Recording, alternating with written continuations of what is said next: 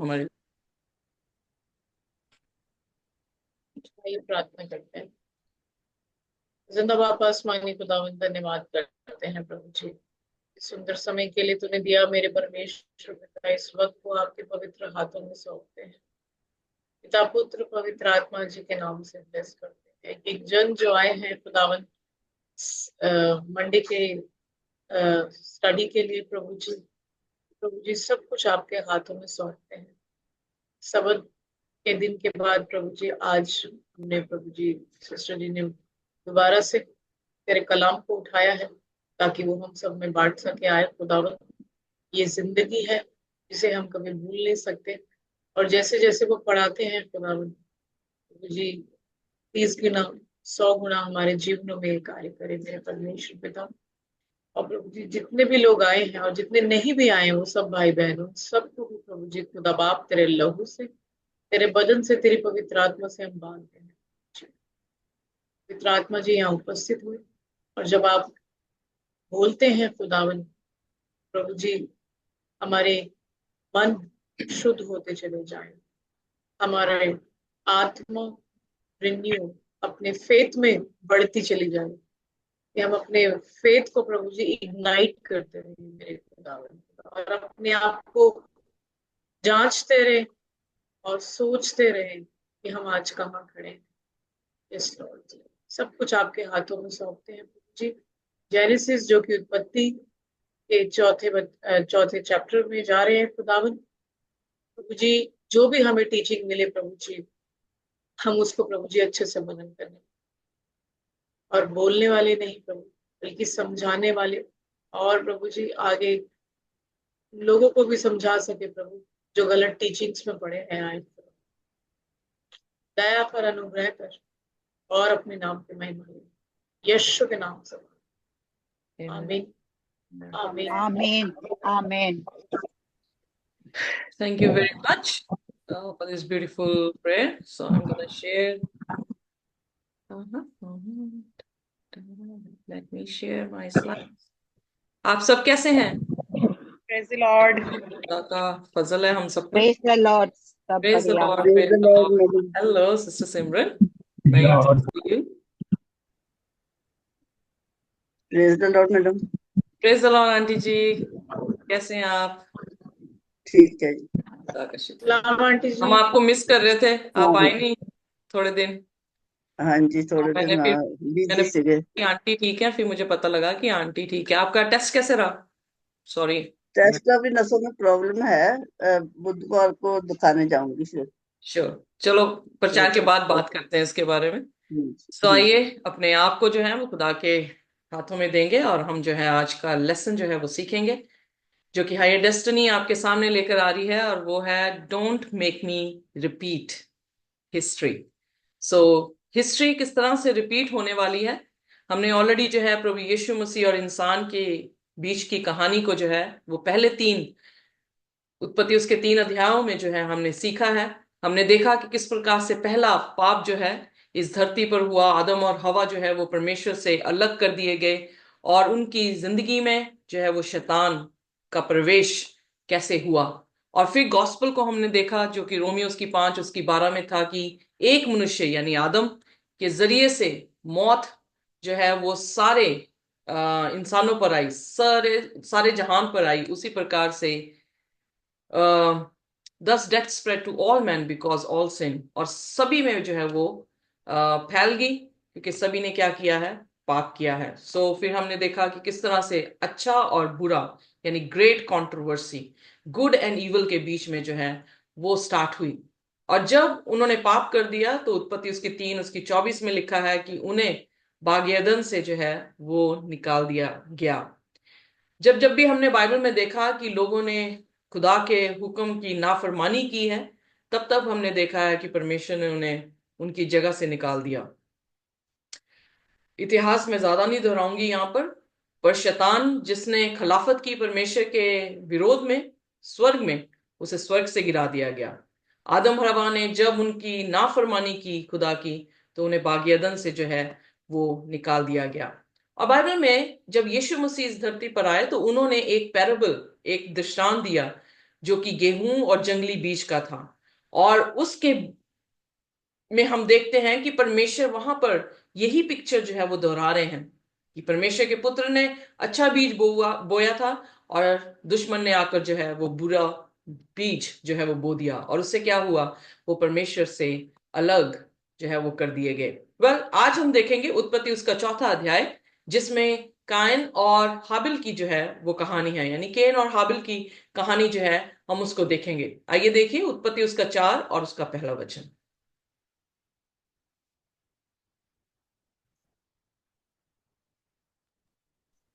जब आदम अपनी पत्नी हवा के पास गया, तब उसने गर्भवती होकर कैन को जन्म दिया और कहा, मैंने यहोवा की सहायता से एक पुरुष पाया है।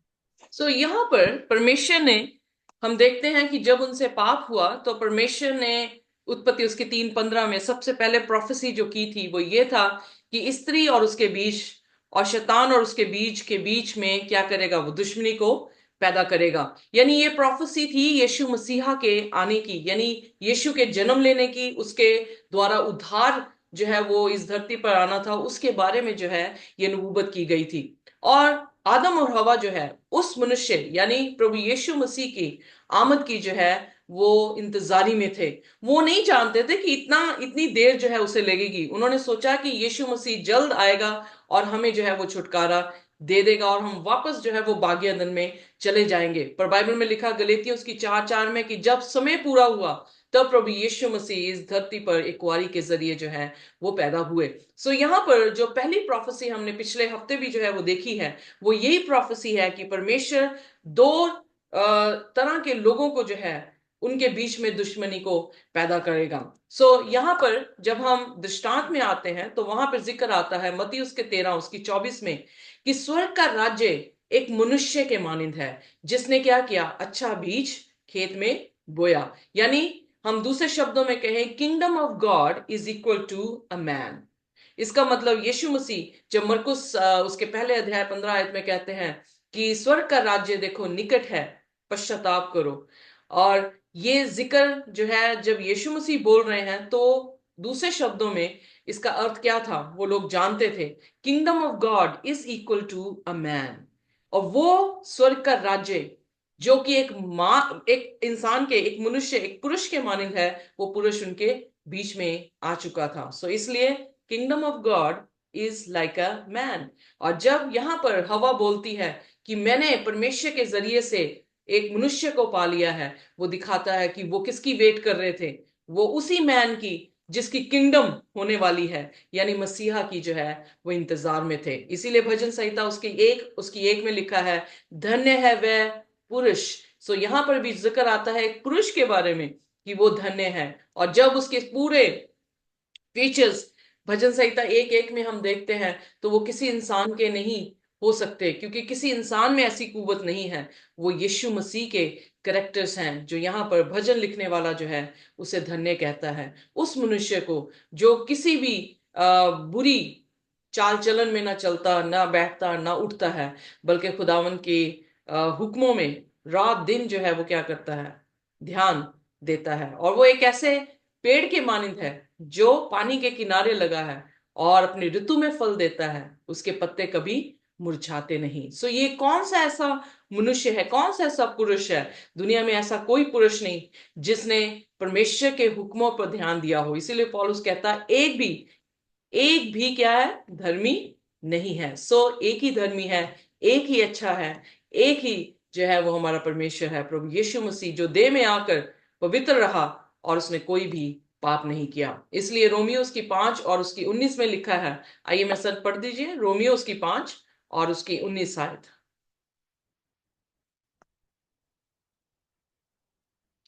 For just as through the disobedience of one man many were made sinner, so also through the obedience of one man that many will be made righteous. कि जैसा एक मनुष्य ने आज्ञा न मानने से बहुत लोग पापी ठहरे, वैसे ही एक मनुष्य के आज्ञा मानने से बहुत लोग धर्मी ठहरेंगे। वो कौन सा मनुष्य था जिसके जिसके धर्म के कामों से हम धर्मी ठहरेंगे?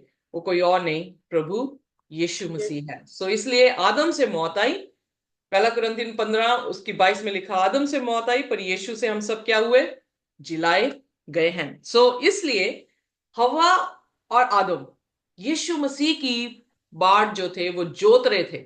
वो जानते थे कि प्रभु यीशु मसीह ने कह दिया है कि मसीहा आएगा और इस औरत से आएगा। सो औरत जो है वो क्या कर रही है, कैरी कर रही है। क्या कैरी कर रही है? उस सीड की जिसकी भविष्यवाणी जो है परमेश्वर के वचनों में शुरुआत में जो है वो हो चुकी थी। और इसीलिए शैतान जो है वो किसके खिलाफत में खड़ा रहा, स्त्री के, ताकि स्त्री के बीच में से जो है कोई भी ऐसा उत्पन्न ना हो जाए जो इस धरती का क्या हो जाए, उद्धार कर जाए। इसीलिए मूसा के टाइम में भी क्या हुआ, उसने सब शिशुओं को क्या कर दिया, 1 साल से छोटे थे उन्हें मार दिया गया। यीशु के समय में भी क्या हुआ, सब शिशु जो 1 साल से छोटे थे उनको क्या कर दिया गया, मार दिया गया। उन्होंने सीड को खत्म करने की शैतान ने कोशिश की, पर जिसको वो क्या कहते हैं, जिसको खुदा ने यू नो संभाला हो, या जिसको जिसके जिसके ऊपर खुदा का हाथ हो, उसे कैसे वो खत्म कर सकता है। सो इसलिए मूसा भी जीवित रहा और हम देखते हैं यीशु मसीह भी जो है वो जीवित रहे। सो यहां पर उत्पत्ति उसकी 4 उसकी 2 में जब ये शिशु आया तो उन्होंने सोचा शायद मसीहा जो है हमारे बीच में आ गया। पर जब वो बढ़ने लगा और उसमें फितरत जो थी, वो तरबियत जो थी, वो किसकी थी, आदम की थी। तो वो हैरान होने शुरू हो गए कि ये मसीहा नहीं हो सकता। फिर उन्होंने क्या किया, दूसरा बच्चा जो है वो पैदा हुआ। आइए देखिए उत्पत्ति उसकी 4 उसकी 2 आयत में। फिर उसने उसके भाई हाबिल को भी जन्म दिया। हाबिल भेड़ बकरियों का चरवाहा बन गया, परंतु कैन भूमि पर खेती करने वाला किसान बना। तो यहां पर जो है 2 बच्चे उनके पैदा हुए हैं, दोनों जो है वो पुरुष हैं, और दोनों के बीच में जो है वो समानता बिल्कुल नहीं है। अगर आप देखें कि उनके कारोबार में उनकी उनकी जो है चॉइस ऑफ प्रोफेशन क्या था, एक जो था वो शेपर्ड बना, दूसरा जो था वो टिलर ऑफ द ग्राउंड, यानी वो फार्मर जो था वो बन गया। बट जब हम देखते हैं एक एक शेपर्ड को और एक किसान को, तो उनमें से कौन ऐसा है जो ज्यादा मेहनत करता है? किसान। किसान ज्यादा मेहनत करता है ना।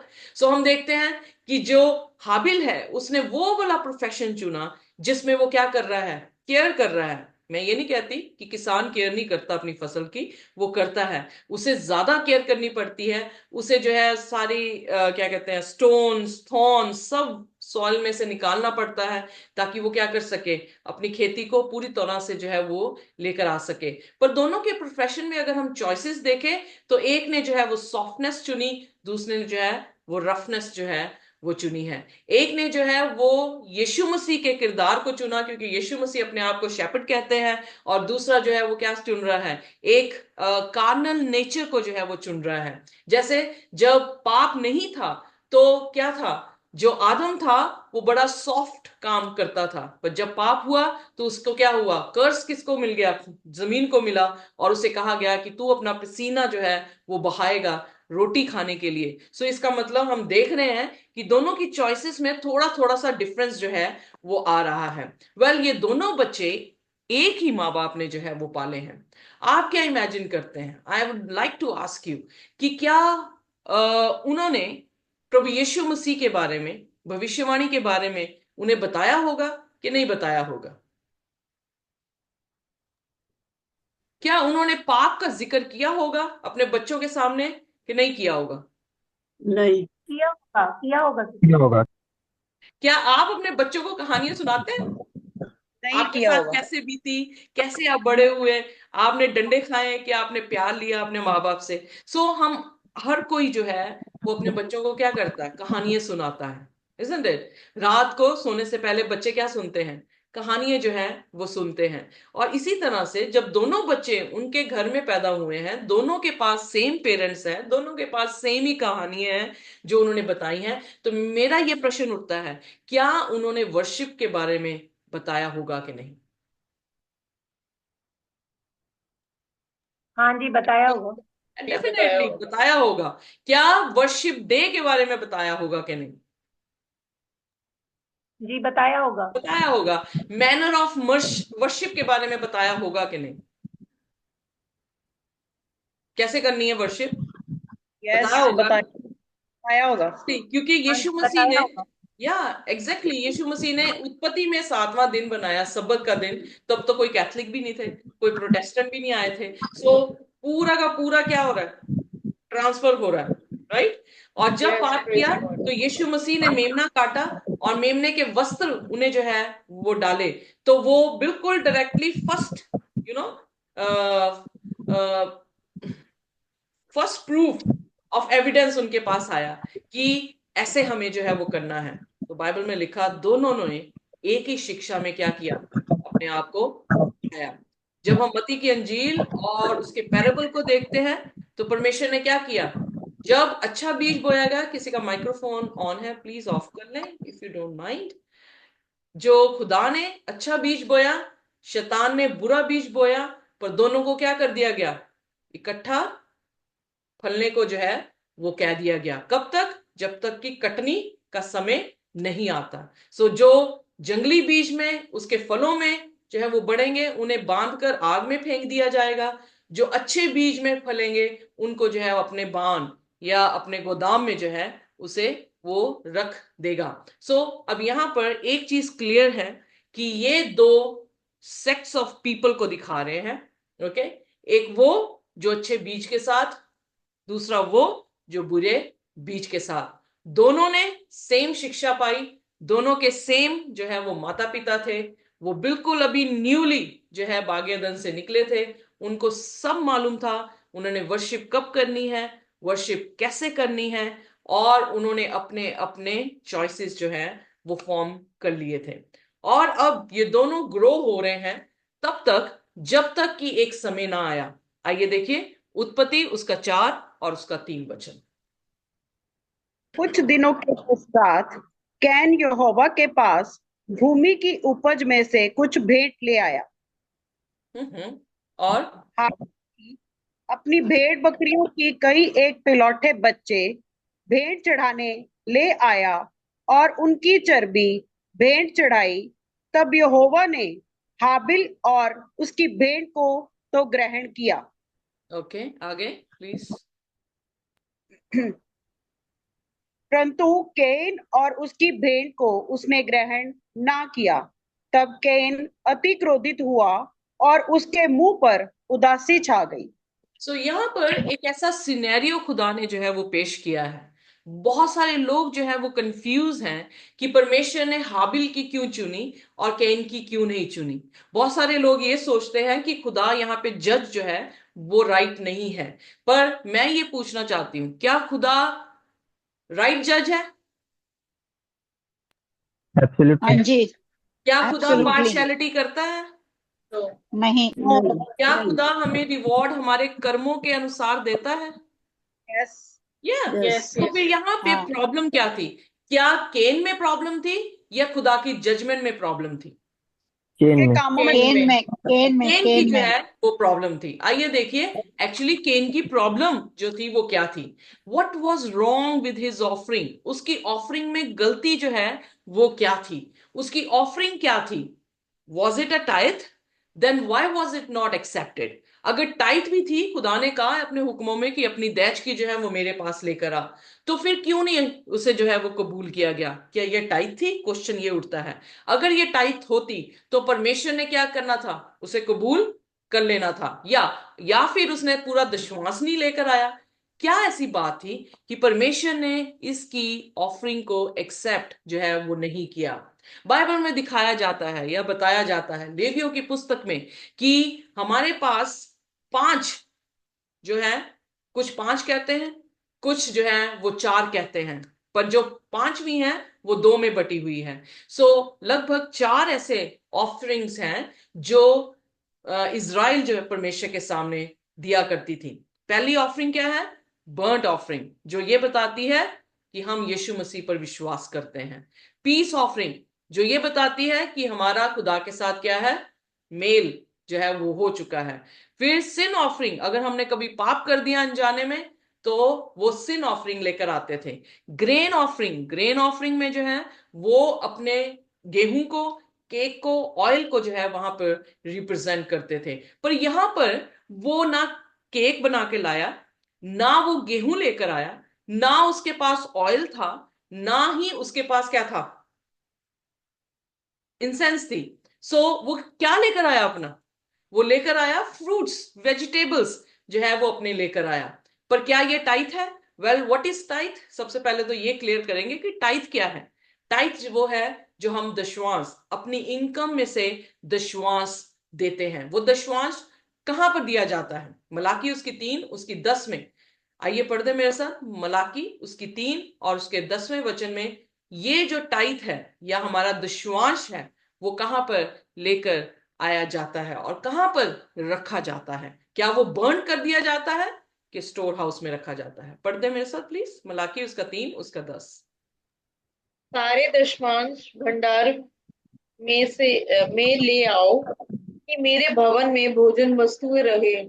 सो और सेना। यहां पर 2 मिनट सिस्टर जी, यहां पर क्लियर होता है कि जो टाइथ है उसको बर्न नहीं किया जा रहा था। जितनी ऑफरिंग्स थी उसको क्या किया जाता था? बर्न कर दिया जाता था। पर टाइथ अलग ऑफरिंग है जो क्या की जाती है? उसके स्टोर हाउस में रखी जाती है। Are you clear with this? Yes yes. So वो अपनी जो फ्रूट्स है वो कहां पर रख रहा था? ऑल्टर में। ऑल्टर में अगर उसने रखा है तो फ्रूट्स उसे जो है वो नहीं रखना था। सो इसका मतलब उसकी ऑफरिंग, मैनर ऑफ वर्शिप में जो है वो क्या थी? प्रॉब्लम थी, और इसलिए परमेश्वर ने उसको जो है वो कबूल नहीं किया। ओके, आगे फिर दोबारा से मैं याद कराती हूं, सीख लें इस चीज को। बर्ंट ऑफरिंग थी, पीस ऑफरिंग थी, सिन ऑफरिंग थी, ग्रेन ऑफरिंग थी। ग्रेन ऑफरिंग में हम इसे फेलोशिप ऑफरिंग भी जो है वो कहते हैं। सो बर्ंट ऑफरिंग रिप्रेजेंट करती थी मेमने को, यीशु मसीह को, यीशु के कफारे को, जो उसने जो है रिप्रेजेंट नहीं किया था। इसीलिए निर्गमन उसकी 23 और उसकी 19 आयत में हम इस तरह से देखते हैं कि किस तरह से बर्ंट ऑफरिंग जो है वो लेकर आया करते थे।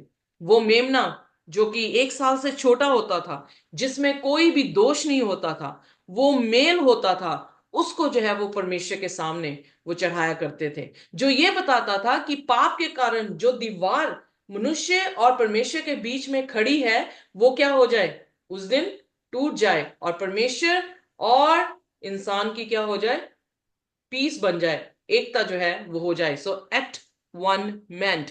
सो एटोनमेंट के दिन जो है वो बर्ंट ऑफरिंग जो है वो की जाती थी। मती उसका 23 उसकी 35 में, अगर आप पढ़ दें तो अच्छी बात है, ध्यान से पढ़ें। मती उसकी 23 और उसकी 35। बहुत सारे लोग खैर इस बात से बड़े कंफ्यूज हैं, खुदा से नाराज हो जाते हैं कि खुदा ने कैन की जो है वो ऑफरिंग क्यों नहीं एक्सेप्ट की। कैन भी तो जो काम कर रहा था उसमें से अपना दान जो है वो लेकर आया था। पर इट इज वेरी इंपॉर्टेंट कि सबसे पहले अगर कोई इंसान ये विश्वास करता है कि खुदा ने वहां पर न्याय सही नहीं किया, तो शर्मिंदगी की बात है कि उन्होंने खुदा को क्वेश्चन किया है, खुदा पर अंधविश्वास किया है, और उसने काइन को जो है वो प्रेफर किया है। Are you getting me what I am saying? So जी। काइन को वो अच्छा समझ रहे हैं और परमेश्वर को क्या समझ रहे हैं?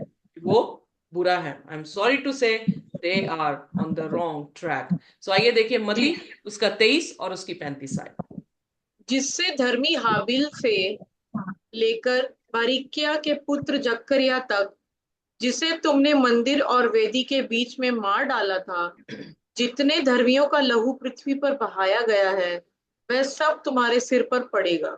सो यहां पर परमेश्वर ने क्या क्या कहा? हाबिल से लेकर जकरिया तक उनकी कहां पर वध किया गया? मंदिर और ऑल्टर के बीच में। Are you with me? मंदिर और जी। ऑल्टर के बीच में। ये कौन सी जगह है? कहां की जगह है? सेंचुरी के कोर्टयार्ड की जगह है। एम आई राइट और नॉट? जी। मेरे ख्याल से मैं लेकर आई थी, आई एम सॉरी, पता नहीं पिक्चर आगे होगी। सो कोर्टयार्ड और टेम्पल के दरमियान जो चीज है वो क्या है? बर्ंट ऑफरिंग का क्या है? ऑल्टर है, जहां पर हर कोई कोर्टयार्ड में आता है, मेमना लेके अपने कन्फेस करता है पाप और माफी लेता है, क्योंकि उसने क्या किया है? अपने पापों को कन्फेशन किस पे की है? मेमने पे। मेमना कौन है? प्रभु यीशु मसीह। आइए इब्रानियों उसकी 12 और उसकी 24 आयत। जी। और नई वाचा के मध्य मध्यस्थ यीशु और छिड़काव के उस लहू के पास आए हो जो हाबिल के लहू से उत्तम बातें कहता है। एग्जैक्टली यहां पर ये आयत क्या बताने की कोशिश कर रहा है? क्या बता रही है कि जो हाबिल की कुर्बानी थी, उस मेमने के लहू से बढ़कर किसका लहू है जो अब हमारे लिए बहाया गया? प्रभु यीशु। यीशु मसीह का, प्रभु क्योंकि वो यीशु हमारी क्या मसीह है? का नई वाचा है। Are you getting me now? बच्चा। जी। समझ आ रही है? हाँ जी, हाँ जी। सो इसका मतलब किसको चढ़ाया था उसने? मेमने को।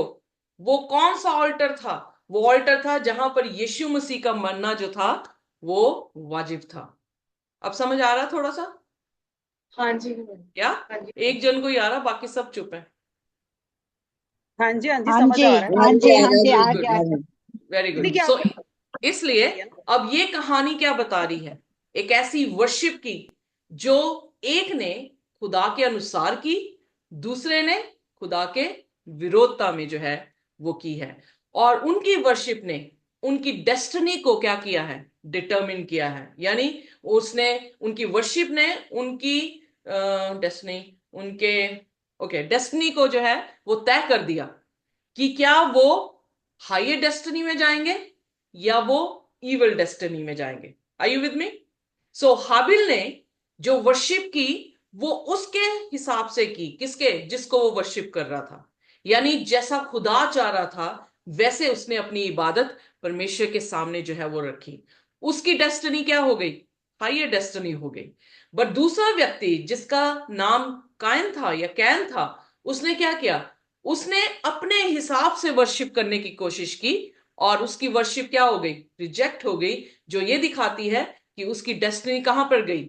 आने वाले अगले कल जो है हम देखेंगे उसकी डेस्टिनी जो थी वो ईवल में जो है वो चली गई। इसलिए पहला कुरिन्थियन उसका 10 अध्याय और उसका 11वां वचन पढ़ दे मेरे साथ। पहला कुरिन्थियन उसका 10 अध्याय उसका 11वां वचन। जी।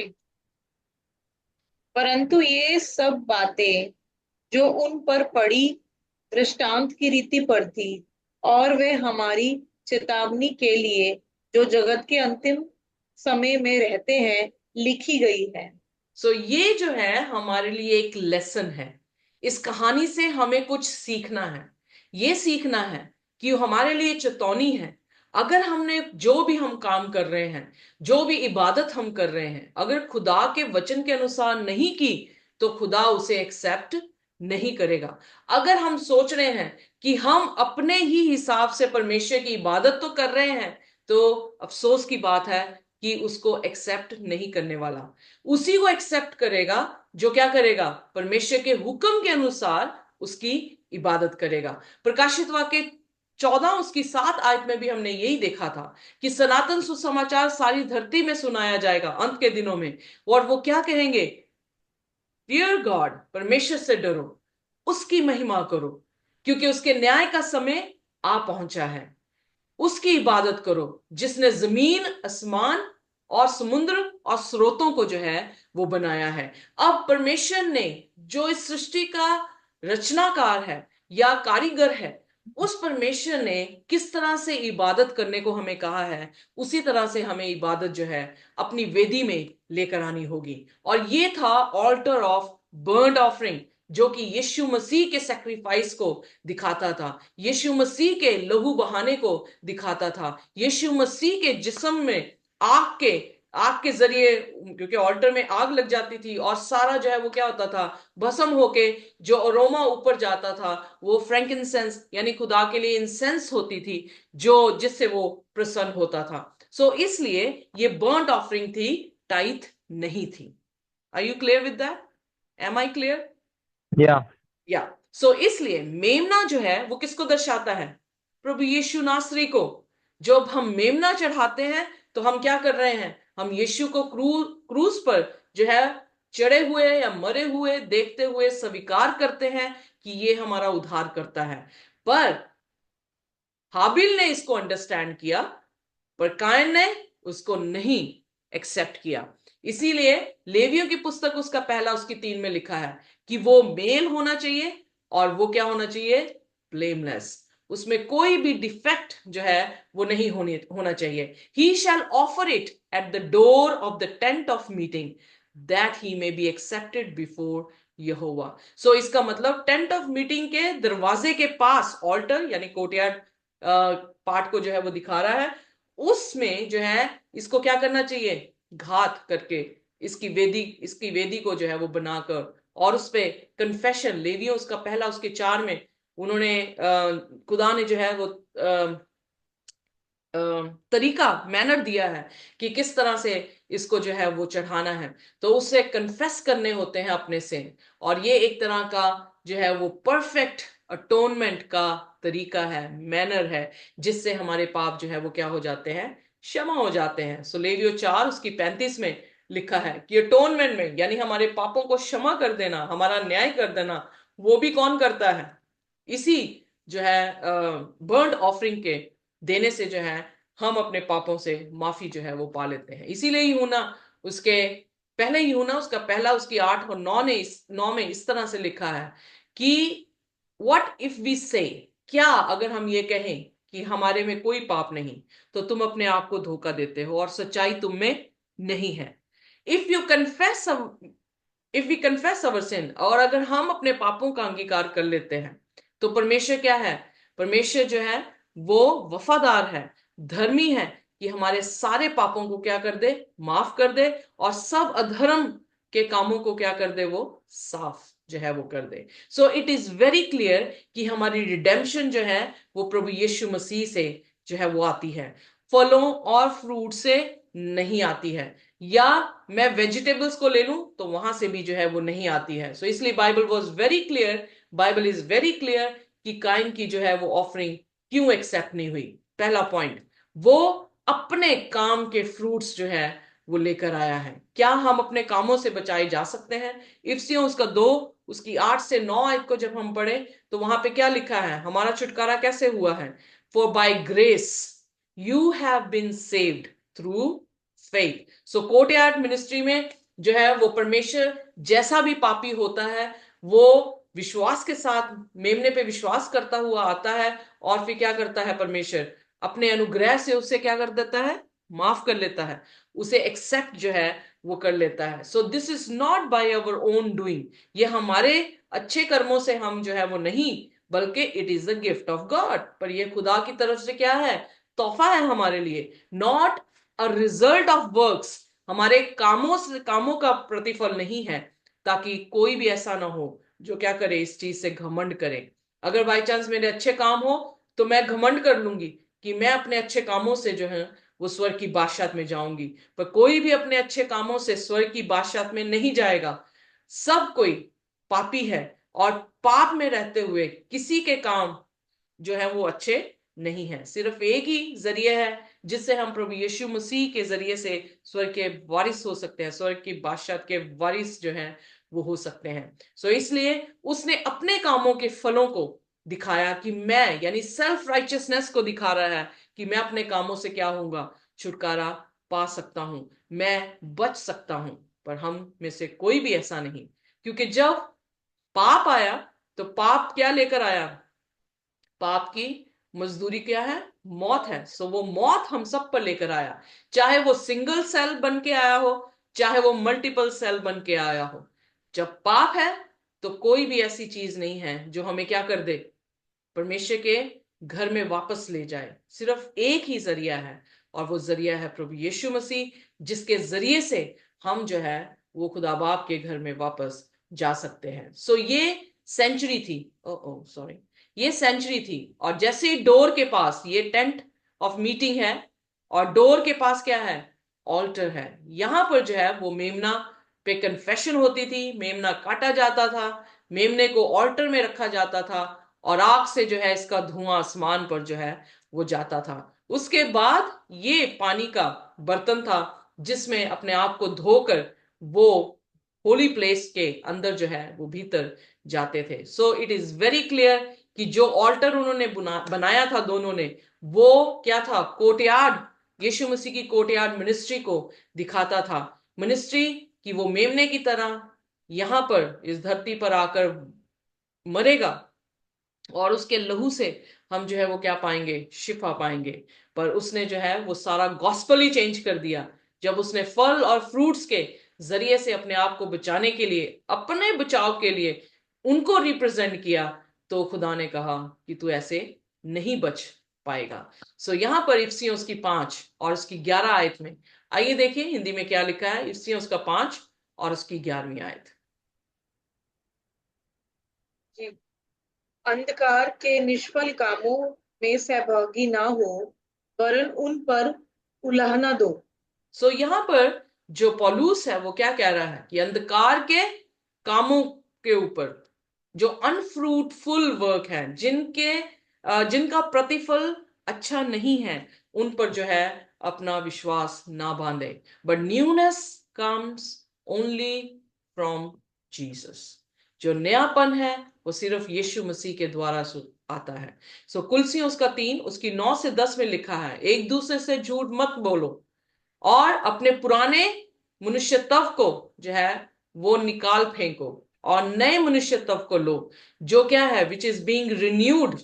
कैसे रिन्यू करता है नॉलेज में, after the image of it creators. So यानी जो खुदावन यीशु मसीह में जन्मते हैं, वो उसकी इमेज को, अपने क्रिएटर की इमेज के नॉलेज में अपने आप को क्या करते हैं, नया बनाते हैं। सो इसलिए जब उसने फल फ्रूट को दिया तो उसने डिनाई कर दिया कि यीशु मसीह मेरा उद्धार करता नहीं है, यीशु मसीह के जरिए से मैं नया मनुष्य तब जो हूं वो नहीं लेकर आता, अपने कामों से मैं लेकर आता हूं। तो क्या ये राइट था जीसस की जजमेंट, जब जीसस ने उसकी ऑफरिंग को जो है वो एक्सेप्ट नहीं किया? यस। या यस ऑलराइट, यस। लवली। अब दूसरी चीज देखते हैं, his saviour had no blood. जो वो अपना सेवियर बना के लेकर आया था, फल फ्रूट सब्जी जो भी लेकर आया अपने खेतों से, उसमें कोई भी ब्लड नहीं था। सो उसकी ग्राउंड का फ्रूट था, बाइबल में लिखा। आइए देखिए उत्पत्ति उसका 4 और उसका 3रा वचन। नहीं सिस्टर जी, 6 और 7 को। सिस्टर जी दोबारा से पढ़ दें प्लीज। कुछ दिनों के पश्चात केन यहोवा के पास भूमि की उपज में से कुछ भेंट ले आया, और सो हाबिल भी। ओके, नहीं इतना ही बस, इतना ही बस, थैंक यू वेरी मच। सो वो क्या लेकर आया, अपनी भूमि से, भूमि के फल को जो है वो लेकर आया। भूमि यानी डस्ट। सो हम क्या है, डस्ट है। जो दस्त। डस्ट क्या क्या लेकर आ रहा है, मौत, मौत को दिखा रहा है। यानी वो स्पिरिट को जो है वो नहीं दिखा रहा है। सो इसका मतलब डस्ट ओल्ड नेचर को, सिंफुल नेचर को, सेल्फ राइचियसनेस को जो है वो दिखा रहा है। सो जब वो फल फ्रूट लेकर आया तो क्या हुआ, उसके पास आत्मा के फल नहीं थे। आत्मा का फल किससे मिलता है, जब हम मसीह में पैदा होते हैं, जब यीशु मसीह की कुर्बानी को हम एक्सेप्ट करते हैं, जब यीशु मसीह के लहू से हमारा कफारा होता है, जब पवित्र आत्मा हम पर उतरता है, जब हम विश्वास करते हैं, बपतिस्मा लेते हैं, तो खुदा का आत्मा हमारे बीच में कार्य करता है और वो क्या लेकर आता है, फलों को लेकर आता है, जो कि आत्मिक चीज को, न्यूनेस इन क्राइस्ट को जो है वो दिखाता है। सो उसके फलों में जो था वो जिंदगी नहीं थी। ओल्ड नेचर, क्राइस्ट यीशु मसीह के बगैर अगर देखा जाए तो क्या है, उन्होंने क्या, आदम हवा को परमेश्वर से अलग कर दिया गया। आदम और हवा के ऊपर क्या आई, मौत आई। फिर क्या दिखता है कि उन्होंने यीशु मसीह को डिसोबे किया। कैसे रूल किए गए, शैतान ने उनको रूल किया। ऑब्जेक्ट ऑफ, ऐसा सब्जेक्ट बना दिया कि खुदा का गुस्सा, कहर जो है उन पर आए। वो क्या करने लगे, वॉक्ड इन सिन। और डेस्टिन क्या है, जो वॉक इन द सिन करते हैं, हेल। पर अगर न्यूनेस क्रिश्चियनिटी में देखें, यानी मसीह में हम एक नए मनुष्य तब बनते हैं, तो फिर क्या है हमारा मकसद, हम खुदा से सेपरेट नहीं होते, पर हम खुदा के क्या हो जाते हैं, साथ एक हो जाते हैं। हमारे पर मौत लागू नहीं होती, पर हम क्या होते हैं, मसीह में जिलाए जाते हैं। हम नाफरमानी नहीं करते, पर हम यीशु मसीह में क्या हो जाते हैं, उसके हुक्मों को मानना शुरू करते हैं। फिर दुष्ट की आत्मा हम पर रूल नहीं करती, पर यीशु मसीह की स्पिरिचुअल जो है स्पिरिट जो है वो हम पर रूल करती है, और हम इनफैक्ट शैतान पर कमांड जो है वो रखते हैं। तभी यीशु के नाम से हम क्या करते हैं, शैतान को लताड़ते हैं और शैतान क्या करता है, वहां से भाग जाता है। फिर जैसे पुराना मनुष्य तब है, उस पर क्या है, परमेश्वर का क्रोध है, पर नए मनुष्य तब में परमेश्वर उससे क्या कर रहा है, प्रेम कर रहा है। पुराने मनुष्य तब में वो पाप में चल रहा है, पर नए मनुष्य तब में वो अच्छे कर्मों में जो है, धार्मिक बातों, धार्मिकता में जो है वो चलता है। जो पुराना मनुष्य तब है उसके ऊपर आग और गंधक है, क्योंकि उसके फल अच्छे नहीं हैं। पर जो प्रभु यीशु मसीह में मनुष्य, जो नया बना हुआ मनुष्य है, उसको ये प्रॉमिस दिया गया है कि वो उसके साथ स्वर्ग लोक में दाहिने हाथ सिंहासन पर क्या करेगा, उन्हें विराजमान करेगा। सो कितना ही डिफरेंस यहां पे देखने को मिलता है। पर अगर हाबिल ने यीशु मसीह में न्यूनेस को एक्सेप्ट किया, तो काइन क्या कर रहा था, वो ओल्ड नेचर को ही क्या कर रहा था, एक्सेप्ट कर रहा था। और इनफैक्ट उसके फ्रूट्स में कोई भी ब्लड नहीं है। क्या कभी देखा फ्रूट्स में ब्लड आता हुआ? तो बाइबल में लिखा नहीं। हमारा कफारा कैसे है, लहू से है। तो उसके लहू से। फ्रूट्स, उसके वेजिटेबल्स में कोई भी ब्लड नहीं था कि वो ब्लड उसे क्या करे, शुद्ध जो है वो कर दे। सो इसलिए वेल साइंटिफिकली फ्रूट्स जरूर आपके ब्लड को बढ़ाते हैं, बिल्डअप करते हैं ब्लड को, पर उनमें ब्लड जो है वो नहीं है। अगर no blood, no remission of sins. Clear?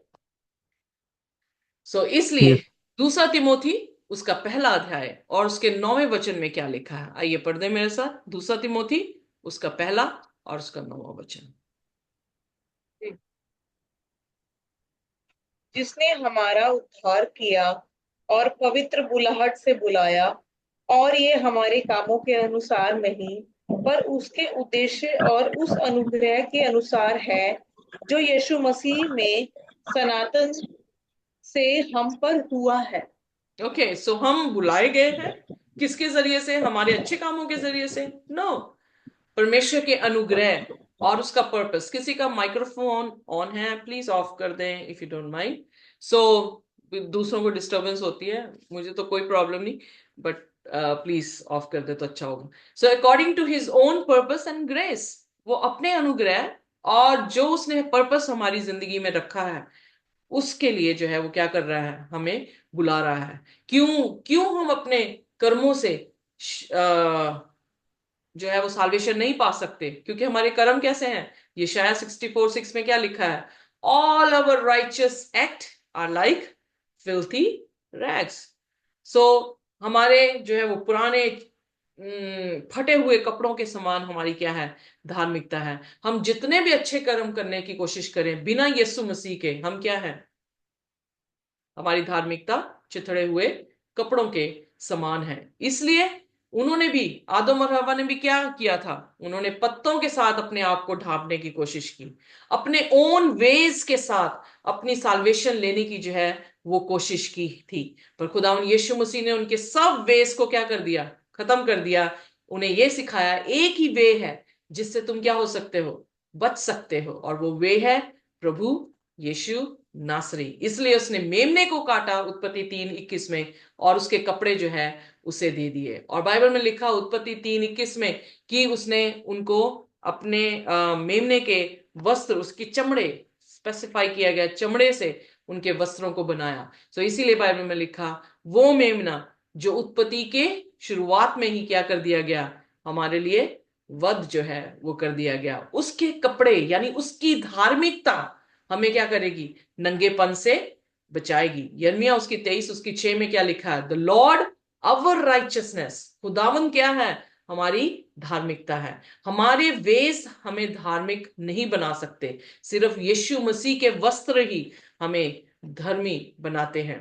क्यों? क्योंकि इब्रानियों 9 उसकी 22 में लिखा है, बिना खून बहाए कोई भी कफारा नहीं है। So without the shedding of the blood of Jesus there is no forgiveness of sins. So इसलिए यीशु मसीह के लहू के बहाने के बिना हमारे पास बिल्कुल भी पापों की माफी नहीं है। सो इसलिए कायन जो था वो डिसोबे कर रहा था, किस बात में, कि जो खुदा का गॉस्पेल था, जो खुदा का मैनर था, जो उसके पैटर्न थे, जो उसका उसके उसका उसके करेक्टर थे, उसको क्या कर दिया उसने, तर्क दिया, डिसोबे। तीसरा पॉइंट, उसने खुदा के हुक्म को जो है वो डिसोबे किया। यकूब उसके 2 उसकी 14 से 26 आयत तक हम देखते हैं तो क्या पाते हैं कि विश्वास बिना कार्य क्या है, मुर्दा है। अगर वो विश्वास बराबर। करता तो उसके कार्यों में दिख जाता कि उसने यीशु मसीह पर विश्वास किया है, उसने उसके कफारे पर, उसके लहू पर जो है वो विश्वास किया है। पर इनफैक्ट जो उसके कार्य दिखा रहे थे वो क्या दिखा रहे थे, उसने विश्वास किया कि उसने अंधविश्वास किया। अंधविश्वास कर। एग्जैक्टली उसके अंधविश्वास को दिखा रहे थे, उसकी अनविलिंगनेस को अंग्रेजी में कहते हैं कि वो विलिंग नहीं था खुदा को सरेंडर करने के लिए, उसके प्राउड को दिखा रहे थे, उसकी डिसोबीडियंस को जो है वो दिखा रहे थे। सो इसका मतलब जो उसमें आ चुका था, यानी डिसोबीडियंस, प्राउड, वो लोली नहीं था, यानी ह्यूमिलिटी नहीं थी, नम्रता नहीं था, खुदा के सामने नम्र नहीं था, बल्कि क्या कर रहा था, झूठ अलग तरीकों से खुदा को प्रसन्न करने की कोशिश कर रहा था। तो वो किसके करेक्टर हैं, हुज करेक्टर इज दैट, शैतान। शैतान शैतान के। के। सो यानी यहां पर 2 लोग हैं, 2 कलीसियां हैं, 2 रस्ते हैं, 2 वर्शिप्स हैं, 2 वर्शिपर्स हैं जो यहां पर रिप्रेजेंट करते हैं। और इस कहानी से हमें जो लेसन सीखने को यह मिलता है कि हम विश्वास करें जो परमेश्वर कहता है, और जो वो कहता है विश्वास के साथ वैसे ही अपने कर्म करेंगे, तो हम जो है वो खुदा के सामने हमारी वेदी पर चढ़ा हुआ जो दान है वो खुदा क्या कर लेगा, कबूल कर लेगा। पर जब हम डिसोबे करते हैं तो पहला सैमुएल उसका 15 और उसके 22वें वचन में परमेश्वर का दास क्या कहता है, आइए देखें।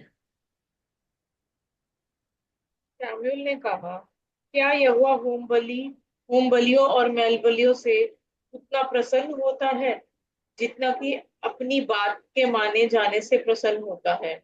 सुन, मानना तो बलि चढ़ाने से और कान लगाना मेंढों की चर्बी से उत्तम है।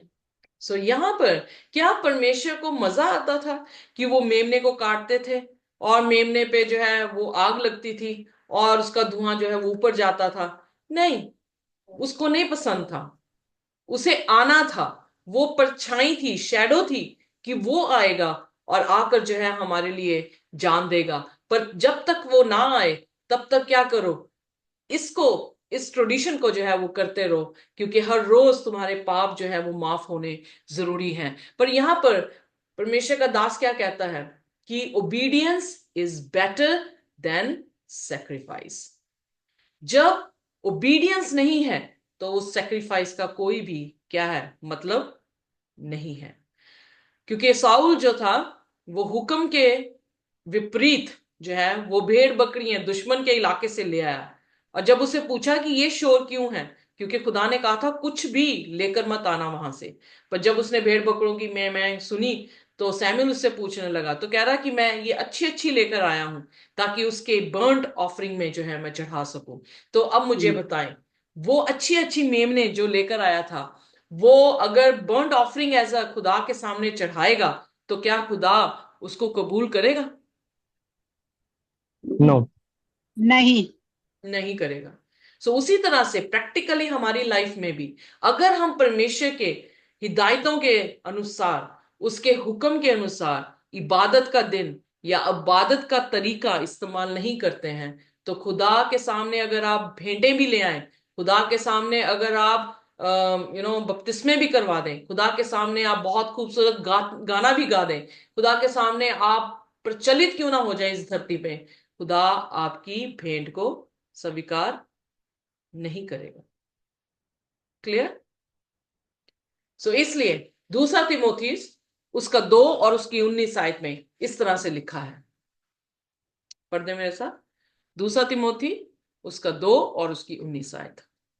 जी।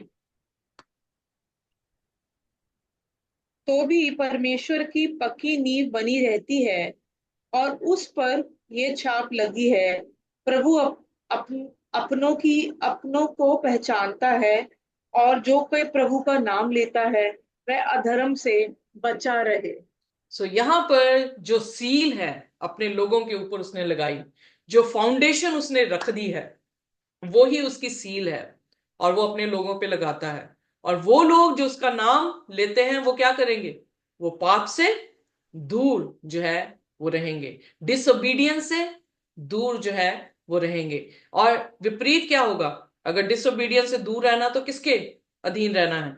उसके हुक्मों के अधीन रहना है। सो अब केन ने जो है वो क्या किया? ऑफरिंग किसकी दी? Fruit of the ground. Habil ने मेमने की जो है वो ऑफरिंग दी। कैन की ऑफरिंग रिजेक्ट कर दी गई क्योंकि उसका कफारा नहीं हो सकता था, उसके बीच में लहू नहीं था, उसके बीच में ओबीडियंस नहीं थी। वो अपने सेल्फ राइचियसनेस के जरिए से जो है वो निजात पाना चाहता था। पर हाबिल उसके विपरीत, उसने अपने आप को शून्य कर दिया। उसने जो परमेश्वर की आज्ञा थी उसके अनुसार मेमना जो था वो वेदी पर चढ़ाया। उसके मेमने में लहू था जिसके जरिए से उसके पाप जो है वो माफ हो सकते थे। तो जब दोनों ने कहा तो दोनों का नतीजा खुदा ने क्या दिया? एक के ऊपर उसने अपनी सील दी एक्सेप्टेंस की, और दूसरे के ऊपर उसने क्या दिया? Mark of rejection. सो उसी तरह से ये हिस्ट्री जो है वो दोबारा दोहराई जाएगी। जब हमने प्रकाशित वाक्य पढ़ा था तो हमने देखा कि एक जो है वो मूरत की पूजा करेंगे, पर दूसरे क्या करेंगे? खुदा की इबादत जो है वो करेंगे। आइए मैं से निकालिए प्रकाशित वाक्य उसका 14 और उसका 11वां और 12वां वचन। 11 और 12। उनकी पीड़ाओं का धुआं युगायुग उठता रहेगा,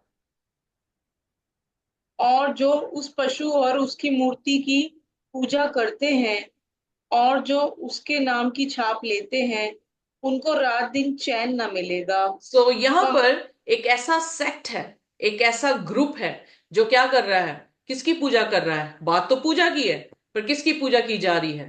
मूरत की और उसकी पशु की। छाप की बात जो है यहां पर की जा रही है। यस जबेस, कुछ कहना चाह रहे हैं?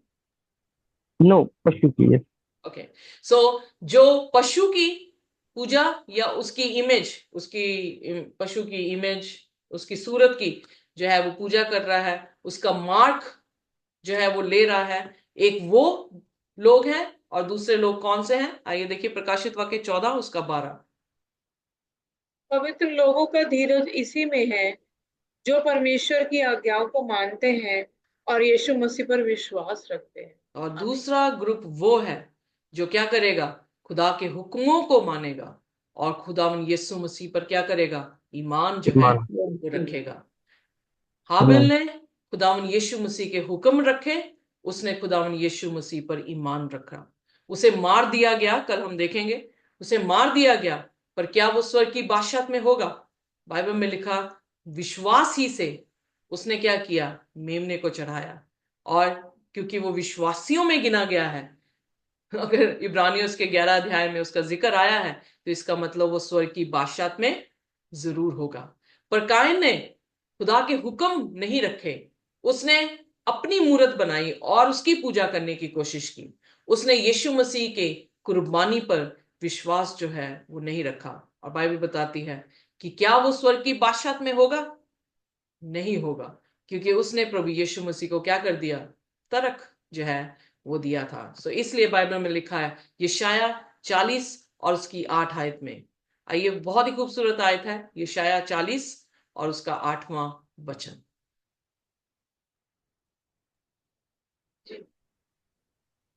40 का 8। जी। घास तो सूख जाती और फूल मुरझा जाता है, परंतु हमारे परमेश्वर का वचन सदैव अटल रहेगा। आमेन। आमेन। सब कुछ खत्म हो आमीन। जाएगा, पर बाइबल में क्या लिखा है? खुदा का वचन कभी भी टलेगा नहीं। सो इसलिए हर कहानी को, जिस भी कहानी को मैं पकड़ूं, मुझे उसी कहानी में यीशु मसीह दिखते हैं। उसी कहानी में वो अटल दिखता है कि जो उसने शुरुआत में कहा वही अंत में कह रहा है, वही हर कहानी में जो है हमें कह रहा है। वो नहीं बदल रहा। पर हमें चुनाव का समय दिया गया है। जिसने प्रभु यीशु मसीह के हुक्मों को, उसके ऊपर विश्वास के चुनाव को लिया, वो क्या हुआ? वो हायर डेस्टिनी में जो है वो चुना गया।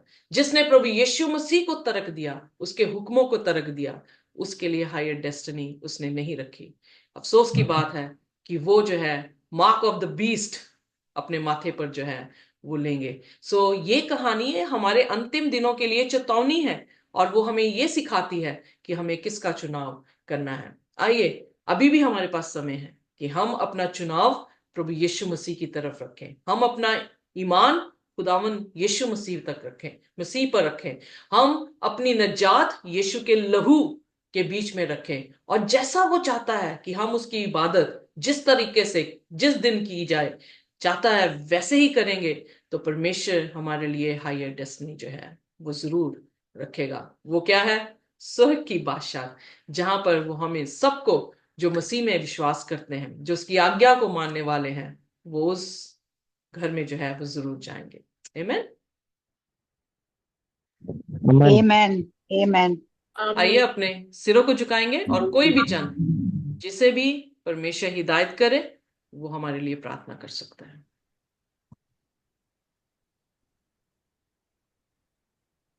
आइए प्रार्थना करें। धन्यवाद, धन्यवाद, धन्यवाद खुदावंद पर विराजमान जीवित जिंदा जलाली खुदावंद यीशुआ, तेरा धन्यवाद करते खुदा। खुदा मिट नहीं गए क्योंकि यहोवा की माफ होने का फल है, क्योंकि खुदा में सभी भर बने थे तेरे माने। खुदा आज वो दिन है जो यहोवा ने बनाया, इसमें मगर आंदे तो मेरे मन यहोवा को धन्य कर, जो कुछ मुझ में उसके नाम को धन्य कर, मेरे मन यहोवा को ठीक कर का नाम बोला। खुदा आज हम खुदावंद बाप तुझसे यह कहना चाहते खुदा, धन्य है खुदा खुदावंद बाप, तू खुदावंद बाप अपने लोगों को तूने चुना है खुदा। और खुदा आज भी ऐसी एक प्रजा है खुदा जो सच्चे तेरे हुक्मों को मानते हैं खुदा, और खुदावंद बाप तेरी आज्ञा के अनुसार तेरे नाम की परस्तिश, तेरे नाम के अंदर सिताइश करते हैं। खुदावंद बाप आज हम जानते वचन कहता है कि लिखा है बुलाए हुए बहुत है लेकिन चुने हुए कम है। खुदा जब आज 2 कुरिन्थियों 4:4 में लिखा है कि जो खुदावंद बाप इस संसार का देवता है परमेश्वर, उसने खुदा लोगों की आंखों को बंद कर दिया कि मसीह की ज्योति उन पर ना चमके। खुदावंद बाप आज हम तुझसे मांग कर जाते हैं, जितने आज भी खुदा सोचते हैं कि हम तेरे हुक्मों को मान रहे हैं परंतु वो कहीं ना कहीं छुपते हैं खुदा, खुदा तेरे दूसरे आगमन में खुदा अगर हम भी अगर ऐसे खुदा जो तेरे हुक्मों को नहीं मानते, हम उस खुदा तेरी भीड़ में खुदा नहीं गिने जाएंगे। खुदा हमें तेरे हुक्मों को मानना जरूरी है, और जब हम तेरे हुक्मों को मानेंगे यही है खुदा एक सच्चे मसीह की पहचान। खुदावंद बाप जिस तरह यीशु को तूने भेजा और हर एक हुक्मों को खुदा उसने माना और हर एक हुक्मों को खुदा पूरा किया। खुदावंद बाप लोग कहते हैं कि उसने व्यवस्था को अंत कर दिया, not but he came to fulfil, वो व्यवस्था को फुलफिल करने आया खुदा। हम तेरा धन्यवाद करते, यीशु तू व्यवस्था को फुलफिल करने आया, हम तेरा धन्यवाद करते, not to destroy it but to fulfil it. खुदा आज वो जब तेरा कैरेक्टर हमारे अंदर वास करता है खुदा, हम जब तेरे इमेज में बनाए गए खुदा, खुदावंद बाप हमारे अंदर भी खुदा वो व्यवस्था को खुदा उसके अनुसार चलने की भूख रहे खुदा। हम उसे डिस्ट्रॉय ना करे तेरे हुक्मों को तोड़कर, परंतु परमेश्वर उसके अनुसार हम चले। खुदा हमें और बड़ा और प्रकाशित कर आज के वचन से, जो हमें आज के सरमन, आज की जो बाइबल स्टडी से हमें पता चला है खुदा कि खुदा जिस तरह यहोवा को जो भाता है हमें वैसे ही बलिदान चढ़ाना चाहिए। नीति वचन 3:5 के अनुसार हमें अपनी समझ का सारा नहीं लेना है, संपूर्ण मन से यहोवा ही पर भरोसा, तुझी को स्मरण करके सब काम करेंगे तब तो हमारे सीधा मार्ग निकालेगा। खुदा आबेल ने तुझी को स्मरण रखा और खुदावंद बाप तूने उसके लिए हर एक मार्गों को किया, केन की बलि स्वीकार नहीं, परंतु परमेश्वर आज हम हाबेल की नहीं परमेश्वर तेरे समीप खुदावंद बाप वही तेरी व्यवस्था के पकड़ कर खुदा तेरी व्यवस्था को खुदा अपने जीवन में लेकर तेरी महिमा करने को आते। हमें बड़ा अनुचित रीति से कुछ भी ना करे जो तेरी महिमा के विरुद्ध, सच्चाई से करे ताकि तू उसे स्वीकार कर। सिस्टर को ब्लेस कर खुदा, और जब हम कल बाइबल स्टडी में और जाते हैं और जो भी कुछ हम पढ़ते खुदा तेरी महिमा का कारण बड़ा, हम सबको इस छोटी सी कलिसिया को नाम आशीष यीशु के नाम। Amen. Amen. Amen. आमीन। Amen. Thank you. आमीन। Amen. Amen. आमीन। आज तो बहुत आमीन। अच्छा क्लियर हुआ हमें